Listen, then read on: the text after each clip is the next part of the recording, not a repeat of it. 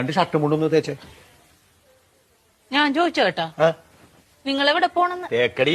എവിടെ പോണെന്ന് ചോദിച്ചിട്ട് അത് പറയണില്ലല്ലോ. അതല്ലടി മലയാളത്തിലല്ലേ പറഞ്ഞത് തേക്കടി. നല്ല സൗകര്യമില്ല. ഇംഗ്ലീഷിലല്ലല്ലോ പറഞ്ഞത്, മലയാളത്തിലല്ലേ പറഞ്ഞത്. പറഞ്ഞാൽ നിനക്ക് മനസ്സിലാത്തിന് ഞാൻ എന്ത് ചെയ്യാനാണ്? നിങ്ങൾ എവിടെ പോണ? തേക്കടിന്ന്. ഓ എനിക്ക് കലി കയറണുണ്ട്. നിങ്ങൾ എങ്ങോട്ടെങ്കിലും ഇറങ്ങിപ്പോയി എന്തെങ്കിലും പറ്റിയാ ഞാൻ അറിയുവോ? സ്ഥലം പറയാണ്ട്. ഇനി അത് പോട്ടെ, ആരെങ്കിലും നിങ്ങള് തിരക്കി ഇവിടെ വന്ന് ഇവിടെ പോയെന്ന് ചോദിച്ചാൽ ഞാൻ എന്ത് പറയും? നിങ്ങളെ ഇവിടെ പോണ പക്ഷെ അത് പറ ആദ്യം. തേക്കടി. ഇങ്ങനെ ഇരിക്കണടാ, റെഡിയായില്ലേ? ഷർട്ടും മുണ്ടും തേക്കാൻ പറഞ്ഞിട്ട് അവള് തേക്കാനല്ല. നല്ല സൗകര്യല്ല തേക്കാനായിട്ട്.